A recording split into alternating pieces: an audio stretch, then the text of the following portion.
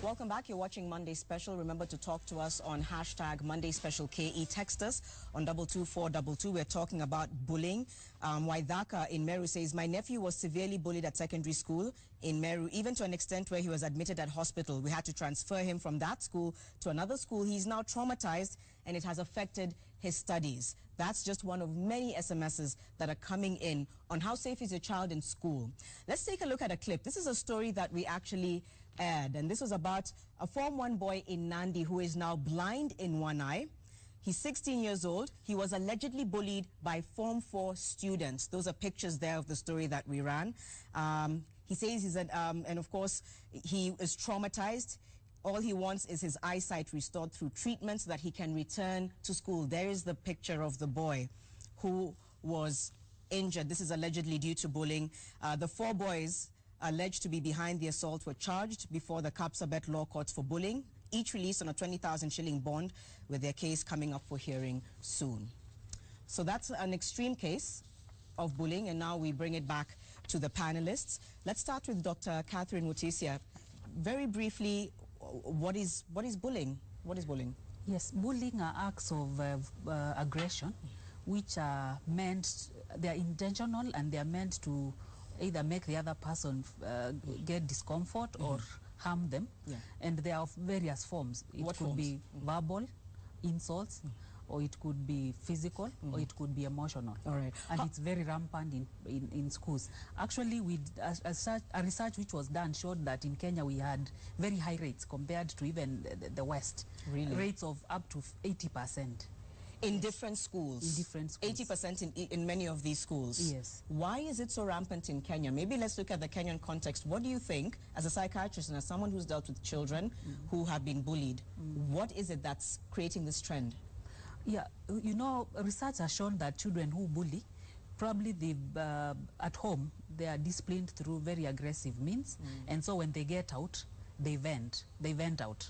And again, children who are criticized a lot, probably they are not performing well in school, so they are likely to bully the person who is performing well. People with low self-esteem. So when somebody has been hurt, if they are not assisted, then they are likely to hurt other people. Okay, they Yes. take it out. Even children who have been bullied are likely to bully others. Especially if they don't get the counseling if they don't get that help. they need. Yes. Very shortly, we'll be talking to Mr. Mohammed Munyipembe from the Ministry of Education, Science and Technology, just to get a view on policies and learn about the Basic Education Act as well. For now, we want to talk to Michael. Michael, you experienced bullying in high school. Tell us about that. When was the first time you experienced it and what happened? Thank you, Janet. Actually, the first time I experienced bullying was in school. It's like a ritual nowadays. It's like a rite of passage when you are getting into high school. And for one, you have to be bullied, moralization, so they called it. So I can remember when I was in high school, actually, I used to be called by the Form 4s, and I used to go to every single dorm, rapping for them every other night after prep. So to me, that at first didn't occur as bullying, but as time progressed, I found out that I had short hours of sleep, and this affected me in class because I used to doze in class, and when the teachers would ask me why am I dozing in class, I had no clear explanation as to this, because I didn't want to speak against the Form 4s who would in turn now come back to me afterwards. Did it ever get physical? Yes, it did, but this was not until Form 2, actually, when some guy approached me and at 10 o'clock after prep, this guy brought shirts and trousers for me to wash them for him at that particular time. So when I relented, the guy got abusive and actually got to a point of beating me up. Now this was because the guy thought he was somehow immune to the repercussions that come about with you bullying someone in school, because his dad was, I think, as OCPD in some area. So he felt like he's above the law in school. So he was doing it openly, thinking that the teachers would do nothing to him. But they did something? They actually did, but not really, because he was actually supposed to go for suspension, of which he did not. Okay. Yeah. All right. So you said you got bullied to a point where you were even ill. I think you even told your mom, I'm not going to continue with school. What was your lowest point during that experience? I think you get to a point where you feel out of place, where you feel like you do not belong here. Because I remember this also brought me to seek counseling from a counseling teacher who unfortunately passed away last week, but due to cancer. but I sought counseling sessions for her every day after classes, after 4 o'clock. Yeah. But this got to a point where I had to go home after every weekend so that I could spend some time at home because I was physically getting ill. Okay. And I had to be under medication. Yes. All right, we'll come to that. We'll talk a little bit more about what it is that you did and how you recovered and coped. Because you tell me you stayed in the same school because you were unable to be transferred. Mr. Munyipembe, I know that you want to bring out some issues or some of the elements of the act, but this bullying or moralization, it's often very severe, it's widespread, illegal. It's somehow considered a rite of passage, like Michael has said. I'm sure as a ministry you're aware, but how or why does it continue? Now, thank you very much. First of all, actually, bullying varies from a school to a school. At the same time, it depends on the management. Because when a student is leaving primary, it's supposed to be accommodated very well. Because he's leaving a family to go to a new family. And that's where that one is supposed to be received very well. Because any psychological or physical torture will make that child disappear from the school. And that's why when a child immediately after closing, when a child tells the parent, I'm not going, it means the parent is supposed to put a question mark. But actually, why do we say so? Principals are qualified, and they are the ones who are quality assurance and standards officers, number one. They are also the managers. Where the management is really very good, there is no bullying. And I can bet there are schools which parents are actually fighting for. Look at Alliance, look at Mangu. People are fighting to go there. If there was bullying, they would not go. I mean, they wouldn't be going. So the issue is actually the base. Where is the foundation? In the school. In the school. And at the same time, you will find actually bullying may be rampant where the principals or the head teachers are not staying in the compound, where the teachers are not staying. Because there is that grace period that they can do and then disappear. So all the same, when you hear these cases like the boy from Nandi, for example, which you said has gone to the law courts, sometimes, even this case aside, where there's a hearing that's pending, you find that the bullies are not suspended. Or, you know, it's almost like there's leeway. Now, I know you've explained that the school itself should take responsibility, but why is it that we see in some cases these students continue to study where they are without any repercussions? Therefore, there's going to be repeat incidents happening. Why do we see that? How come we don't see harsher punishment for these students? Maybe if you can allow me, I would like to quote from the Basic Education Act 2013. If you go to clause 36, which I've carried here, said, no pupil shall be subjected to torture and cruel, inhuman, or degrading treatment or punishment in any manner, whether physical or psychological. So in other words, actually, if there is any bullying, there are systems which are in place in the school. And one of the systems is actually that we have disciplinary committee, which is headed by the deputy principal. And this is where people, they are supposed to come out. But if somebody does not explain, even the parent doesn't explain, they may not know. But when they come out, in fact, that is the first step. But when it becomes severe, you know, sometimes it is a police case. Because, you know, there are stages.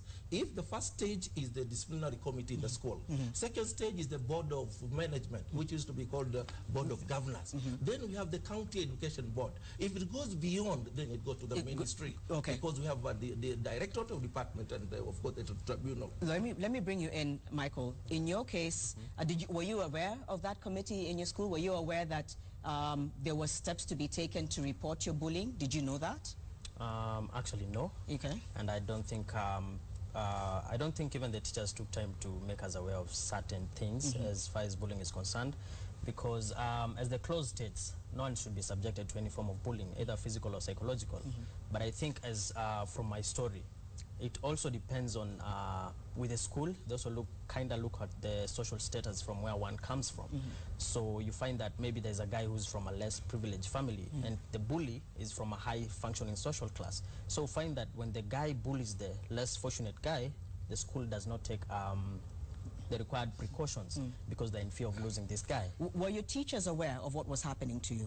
Not really. Only I think only 2 teachers were aware of what was happening to me. You were scared of opening up? Yes, I was scared of opening up because, again, the teachers would go and approach the bullies, who would in turn now come back for me later. All right, which Dr. Mutisya, I think you can, it's self-explanatory that we find that a lot. They don't report it. The child doesn't report it. But is this more harm than good? I mean, Tell us a little bit about that psychology. Normally, the bullied students are scared of the bully, and so they don't want to report. In fact, we have had cases where a child comes home, they have a wound on their face. They say, I was hit when we were playing football, only for the parent to learn later that this was bullying. So it is very good for the parents and the teachers to have an interaction, to have a relationship, so that if anything happens and the parents are not aware, then the teachers can actually communicate. Because for one, each school needs to make it clear that bullying is not acceptable and there should be consequences. Because when these children are left with the teachers, that is the only parent they can, authority they can report to. So again, even the schools should have mechanisms of noticing any bullying which is going on. Like I've seen some private schools have CCTV cameras and they check them every week and they can see incidences. So even if some were not reported in the playground, in the classrooms, they can actually notice because a child might have been bullied and then they were not able to report because they were scared of the bully. All right. Yes. Okay, so we've heard a little bit about that. We had, for instance, Mr. Munyipembe, in Gilgil, Koelel High School, I think this was in about 2008, a student was bullied to the point where he died. That's the story that came out.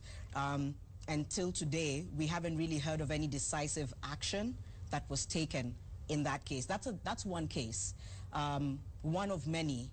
So just, again, take us through. I know you've talked about the fact that there's different stages of reporting, but when you don't hear anything being done, it can discourage people from believing in the school systems. So what can you say about that? The fact that since 2008, nothing has been done about this case. It kind of just disappeared. The issue is actually that I said actually there are cases which can be solved at school level, and those are at board of management level. But if it is a serious case, like the one you have mentioned, if it's a police case, then that one is supposed to be followed. The only thing which they may want is actually evidence, and the evidence can come from there. And why I'm saying so is because now in schools we have what you call students' governance, where students are supposed to talk openly on their own.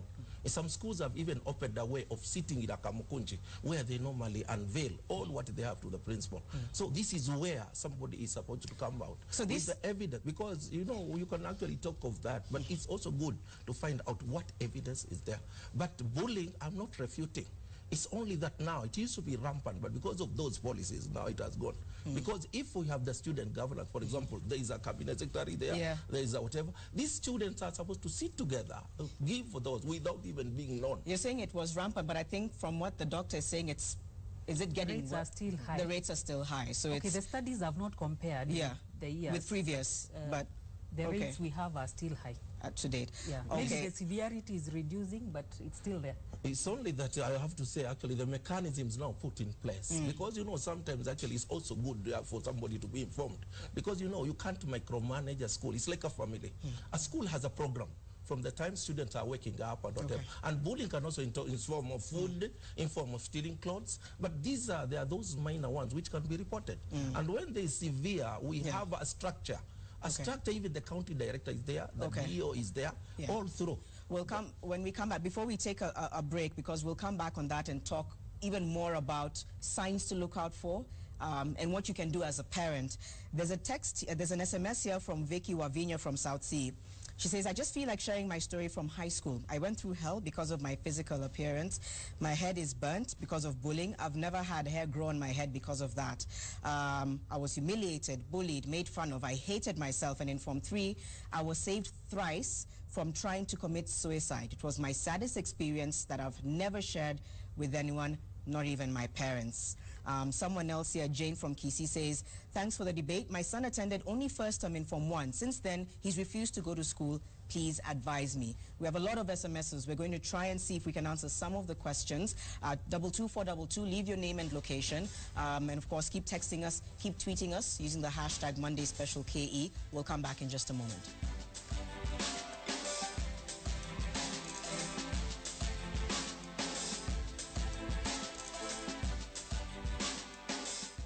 For me about teachers. A lot of parents are writing and saying, my child was bullied by a teacher, my child was bullied by the prefects. We'll come to that in just a moment. Let's take a look at another story that we highlighted not too long ago, this time in Isiolo, a girl who was bullied in Isiolo Girls Secondary School. And 15 girls were suspended for attacking and injuring their schoolmate. They're the injuries that the girl is showing on her body. They were apparently accusing their schoolmate of behaving in a manner that they deemed un-Islamic. The 17-year-old girl was accused of going against Islamic teachings by participating in an inter-school modeling competition. This was a report filed by Salim Bilu some time back. So that's a look at that story. And we are talking about bullying in school. How safe is your child in school? And I think I'd like to take this discussion a little bit more to the teachers, because this is what I'm seeing a lot. Let's take a look at one SMS here. Bullying is not only in secondary schools. My son went through bullying last year in class 1. This was one of the best private schools in the country. I complained to the class teacher, but she couldn't do anything about it. She lost her job anyway. His performance was so bad, we changed schools and everything changed. But someone else here is saying that bullying is happening with teachers especially. I had to hastily transfer my primary child from boarding school because of harassment by teachers. The child is well behaved, was new in school, and held positions 3, 2, and 1. Without provocation, a male teacher started harassing the child. The deputy head teacher intervened. It worsened the matter as 2 more male teachers joined in. They would walk in at night during prep, harass him, and walk away. He's now in another school, and he's happy. Mr. Munyipembe, let's look at this scenario, which so many parents are complaining about. The same people, perhaps, who are tasked with safeguarding the students' lives are the ones who are bullying. So what happens in that scenario? I think what we're trying to bring out of this discussion is these students who are suffering in silence, cannot trust the prefects, they can't trust the teachers. What are they meant to do? Who can they trust? What can they do? Thank you very much. First of all, you talked about a private school. I want to tell you, according to our Basic Education Act, all schools belong to the Cabinet Secretary. There is no student who is private. It's only an institution. And even when you see KCP certificate, KCSE, there is no certificate written private. So all of them belong to the Cabinet Secretary. Now, when it comes to the issue of teachers, teachers have got their employer, which is TSC.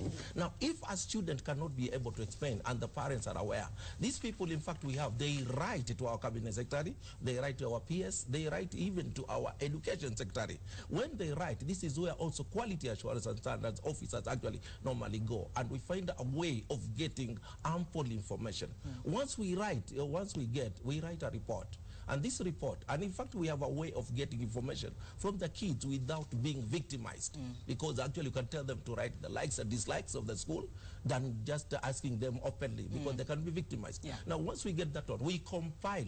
And when we write a report, it goes to the various stakeholders, to the Teacher Service Commission, to the audit if it's about funds, to the Board of Management. So, and then from there now, each area, there are some actions which are supposed to be taken. How long does this process take? This one actually immediately after conducting standard assessment, we normally give an executive summary, which is actually very fast. Then the detailed report. Just in order, yes, and we normally follow ODD, observation, discussion, documentation. If we say it is actually like this, we have to justify, because you can't just give fallacious statement. So you're saying that if a student is feeling victimized, if they're being bullied, they can actually write it out in a subtle way where they're not victimized. This is across the board. If a student right now watching this show is being bullied severely, is afraid to talk, because we've just heard from Michael and Dr. Mutisya, because of fear, you're advising them to write a letter to a particular authority. Is that what you're saying? But the first trust is the principal. And in the principal, we have what we call suggestion box. You can write just a note and put it there for the principal to take action. Now, if it is not taken action, then it's supposed to be written to the ministry. Because sometimes, all right, we may go during our routine, but you know, actually, there is a policy. How many times do you go to a school, depending on the number of officers? But actually, immediately, because the principal is supposed to take that. Even some principals even normally invite us to assist in the administration. Because it's not a matter of actually going to be actually policing. We are colleaguing. Those are our colleagues. And I told you, principals are quality assurance and standard officers, number one, because these are their... And if the principals are bullies? If the principals themselves... principals are bullies, that is where now we come in, Teacher Service Commission comes in, and all that. Because that report is normally conspicuous and it can be taken anywhere. Michael, do you think this, and I'll also want to get your opinion, Dr. Mutisya, these systems in place? Do you trust them? Do you trust that they can work? Have you heard of them working for any student who's undergone bullying? Thank you very much, Janet. I'd agree with Mr. Monyipembe for the suggestion box being there in school for the students to air out their grievances without feeling victimized. And I agree with him when he says that the principal is the first trust in school. But you've asked him a very good question. What if the principal himself is a bully or herself is a bully? Now, you find that many incidences where we have students or sponsors or guardians or parents of students approaching the government is in incidences where you find that the bullied student comes from, again, a well-doing family from a good social background. You find that their parents are able, they have that voice of directly approaching the ministry. But when it comes to the students from the less privileged families, and I say this because during my time in Form 1 and Form 2, my family was a little bit struggling with finances. So this came about as a lack of voice for my parents, because I was undergoing bullying. But again, I will tell them some, but I will refute them from visiting the school, because again they have no voice. They go there and the students, the school will, Okay, but what do you think can be done as a student or as a former student? I mean, you said it got so bad, sometimes you thought of suicide, sometimes you just thought, I want to be done, but you're better now. Now, looking from the outside in, he's talked about the principal, and I agree with Mr. Monyipembe, it should be that. But as a student, looking from a student's eyes, what would you hope to see to be able to allow students to voice their concerns without being victimized? You can briefly tell us so that we can move the discussion along. What would you want to see? Okay. I think the teachers, and specifically the highest management in schools, should present themselves as approachable to the students. Because it's only when the students feel friendly towards the teachers, or feel that the teachers are friendly and open towards them, that they will comfortably air out their grievances. This in turn will now cause it will now pose on the teachers to act accordingly as to dealing with the students that have been mentioned as bullies. So the teacher should be more approachable, which is a very good point. And from that, the teachers should also act accordingly. When a student approaches a teacher on a certain concern, the teachers should act on it. On the and not ignore it. But because we've seen students... Sorry, let Dr. Mutisya, then you can step in. I want you to give her comments before you step in. Please give your... I've seen students who have decided to take law into their hands because they, even when they report, they feel that the teachers are likely to side with the bullies. For example, if it's a student who is very good in class or a student who is very good in sports, then they feel like this student is indispensable. So they take the law in their hands and they bully others in revenge. But if these children were to be guaranteed that if they report, something is going to be done, so even the fear would be removed. But when you know you will report, nothing will happen, they'll come and bully you more, then that's when now there's disorganization. All right, Doctor, and of course, before, as we wind up at some point, I really want you to talk about the signs to look out for very briefly, but thank you for that point. No, there was a point actually which my brother here, Michael, actually talked about actually some parents being well off and others being poor. In fact, in school, that's why we have free day secondary and free primary. It's because of the fair treatment. Everybody is supposed to be treated equally. And even when it comes to that, they are all putting uniform. So, but, you can even actually find that in some schools, they've even forbidden this idea of actually days, open days, where some people come with open catering and others have nothing to eat. This is what the ministry actually come up to make everybody to be fair.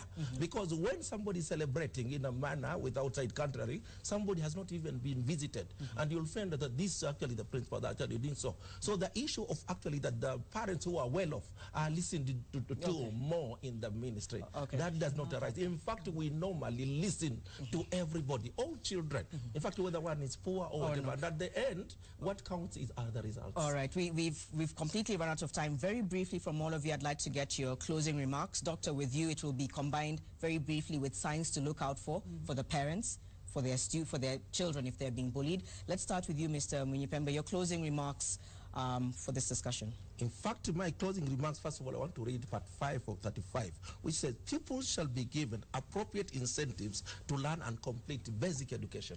We are talking of transition, we are talking of completion, we are talking of access. And we are actually trying, the ministry has done so many ways actually in normally retaining these people. But we should know, parents should have the mechanism of actually reporting. Because like now, some incidents when you report to us, until we know them, and we are supposed to know them from there. We have bodies like the Teachers Service Commission deals with the teachers themselves. We have the ministry, which is giving resources. Can I interrupt you? How often is this monitored? We're really running out of time, but you talk about the Teachers Service Commission, you talk about them getting in these reports, even if the principal is the one who's allegedly a bully. But how often is this monitored to ensure that it completely comes to an end? It almost sounds like it's not done as often as it should be. No, because actually we have a policy. Like, for example, a primary school is supposed to be assessed every term. Every term? Yes, and a secondary school once per 3 years, because you must be given time to implement. But we have what you call the fire brigade, we have the investigative, we have special measure. Now these ones can be done on daily basis depending on the information which we normally get. All right, but actually, even we normally act on reports in the media. When you people actually say it is like this, actually, the cabinet secretary, the principal secretary, the education secretary actually makes already organizes to get for us to get that information, and we act on the spot. All right, Mr. Munyipembe, thank you for that. Dr. Mutisya, your closing remarks and quickly about the signs to look out for. Yeah, things to watch out for. If a child comes home and says, I have no friends in school, or I don't want to go back to that school, then you need to find out why. And even as you talk to your children, it's good to ask whether anybody is hurting them, how was school, and get to know. But again, we also see children who get what we call somatization. A child is complaining of stomachache, of headaches. When you take them to the doctor, nothing physical can be found. So those are also lead signs. We've also had students who have gone to the extent of being suicidal, getting depression.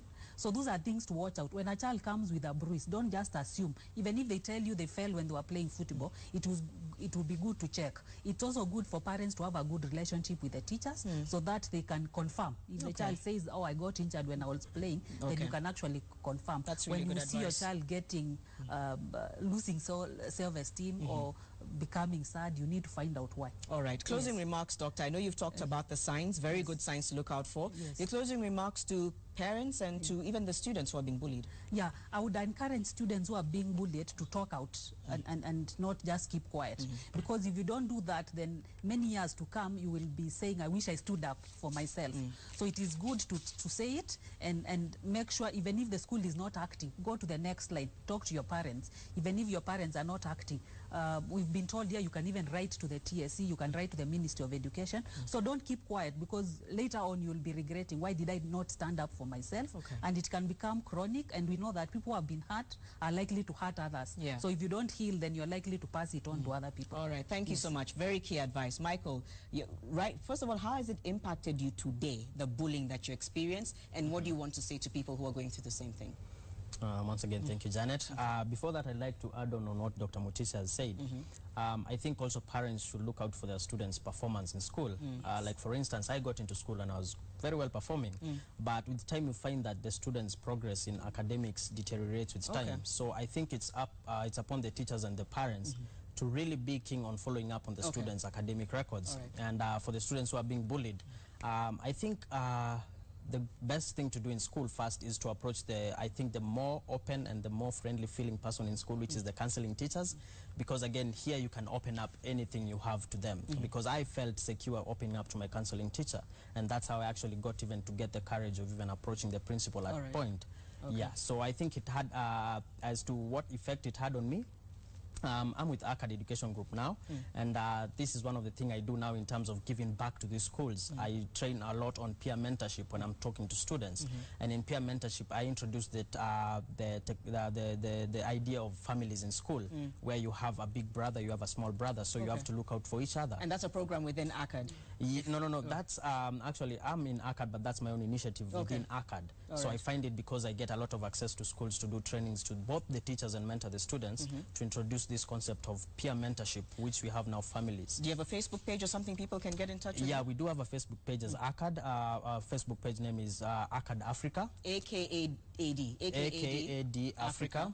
Yes, and we also do have a website, www.acadeducationafrica.com. Okay, all right.